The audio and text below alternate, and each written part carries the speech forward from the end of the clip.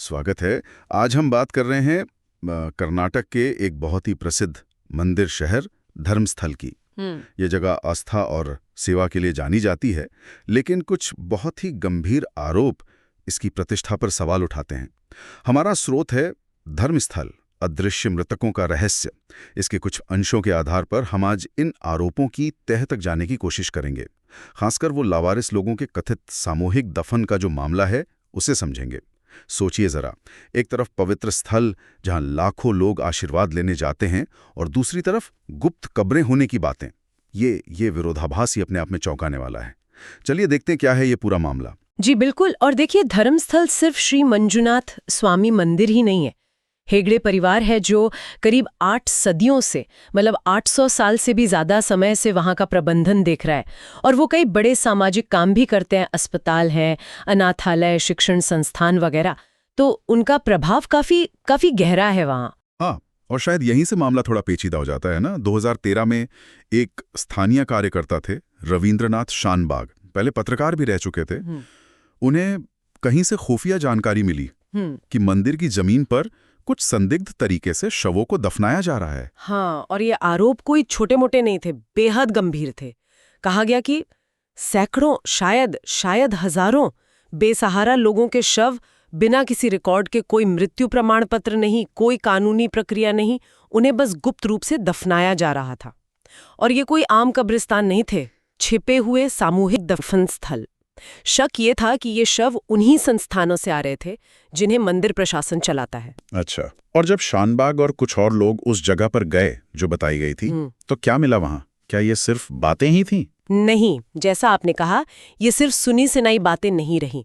उन्हें वहां ताजी खुदी हुई कब्रें मिली, बिखरे हुए कंकाल के अवशेष भी दिखे, और कुछ मामलों में तो एक ही गड्ढे में कई शवों के सबूत मिले। तो ये सीधे तौर पर उन आरोपों को बल दे रहा था। बिल्कुल। अब सवाल ये उठता है कि आखिर ये लोग थे कौन? तो जानकारी यही मिलती है कि ये ज्यादातर अनाथ थे, या मानसिक रूप से शायद उतने सक्षम नहीं थे, या फिर जिन्हें उनके परिवार ने छोड़ दिया था। मतलब सबसे कमजोर तबके के लोग। उन्हें देखभाल के लिए इन संस्थानों में लाया गया था जहां उनकी कोई आवाज नहीं थी, कोई पूछने वाला नहीं था। ऐसे भी आरोप लगे कि कई लोगों से वहां बिना वेतन के काम करवाया जाता था। अंग तस्करी की भी बातें उठी, हालांकि वो कभी साबित नहीं हो पाई। लेकिन रिकॉर्ड्स की कमी और इन लोगों की लाचारी ने, आप समझ सकती हैं, दुरुपयोग के लिए एक माहौल तो बना ही दिया था। लेकिन मंदिर प्रशासन का क्या कहना था इस सब पर? उन्होंने क्या प्रतिक्रिया दी? उन्होंने इन सारे आरोपों को सिरे से खारिज कर दिया। उनका तर्क था कि वे तो सिर्फ उन लावारिस मृतकों का सम्मानपूर्वक अंतिम संस्कार कर रहे थे जिनका कोई नहीं था।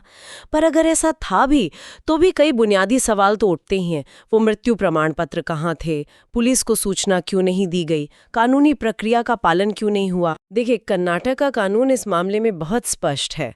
Registration of births and deaths act 1969 के तहत हर मृत्यु का पंजीकरण अनिवार्य है, और खासकर जब मृतक लावारिस हो तो अधिकारियों को सूचित करना ही होता है। लेकिन जब आरटीआई यानी सूचना के अधिकार के तहत आवेदन डाले गए, तो पता चला कि सैकड़ों मौतों का कोई आधिकारिक रिकॉर्ड ही मौजूद नहीं था। फिर सैटेलाइट तस्वीरों से भी इन दफन स्थलों के बड़े पैमाने पर होने की बात सामने आई। और जब कुछ कब्रें खोदी गईं, तो एक ही गड्ढे में कई शवों का मिलना, ये सामान्य प्रक्रिया तो बिल्कुल नहीं है।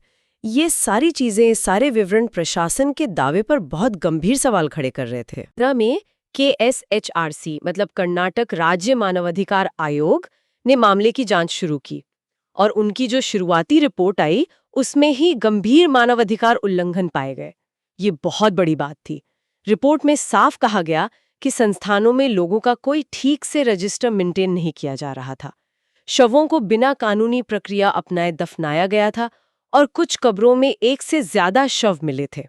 तो ये महज आरोप नहीं रहे, ये एक आधिकारिक जांच की शुरुआती निष्कर्ष थे। जी हाँ, और इन निष्कर्षों को कुछ पूर्व कर्मचारियों और एक आश्रम से निकली महिला की गवाहियों ने और पुख्ता किया। उन्होंने बताया कि मौतें अक्सर दर्ज ही नहीं की जाती थीं और लोग बस यूं ही गायब हो जाते थे। इसके पीछे मकसद क्या हो सकता है? शायद जांच से बचना, या फिर सस्ता या मुफ्त का श्रम, उसका शोषण, और संभवतः कुछ वित्तीय गड़बड़ियां भी। हालांकि ये भी कहा जाता है कि हेगड़े परिवार का राजनीतिक रसूख काफी है, जिसके चलते शायद मुख्यधारा मीडिया में ये मामला उतना उछला नहीं और कोई बड़ी आपराधिक कार्रवाई भी नहीं हुई। शानबाग तो लगातार सीबीआई जांच की मांग करते रहे। तो धर्मस्थल के इस पूरे मामले से हम आखिर क्या समझें? ये सिर्फ एक जगह की कहानी तो नहीं लगती है। ये कहीं ना कहीं ये दिखाती है कि कैसे शक्ति और प्रभाव के पर्दे के पीछे समाज के जो सबसे कमजोर लोग हैं वो बिल्कुल अदृश्य हो सकते हैं। उनकी कोई गिनती ही नहीं। बिल्कुल सही कहा। ये मामला पारदर्शिता पर, जवाबदेही पर और हर एक जिंदगी के मूल्य पर बहुत गहरे सवाल खड़े करता है, खासकर तब जब इतने शक्तिशाली धार्मिक या धर्मार्थ संस्थान सवालों के घेरे में हों। तो फिर उनकी निगरानी कैसे सुनिश्चित की जाए, ये एक बड़ा प्रश्न है। और आखिर में एक बात सोचने के लिए छोड़ जाते हैं, जब सेवा और दान की आड़ में इस तरह के गंभीर शोषण के आरोप लगते हैं, तो हमारी व्यवस्था में ऐसी कौन सी खामियां हैं जो इसे होने देती हैं? और वो कौन से प्रणालीगत सुरक्षा उपाय, कौन से सिस्टेमिक सेफगार्ड्स जरूरी हैं जो ये सुनिश्चित करें कि कोई भी संस्थान, चाहे वो कितना भी शक्तिशाली क्यों ना हो, कानून और मानवाधिकारों के दायरे से बाहर ना जा सके?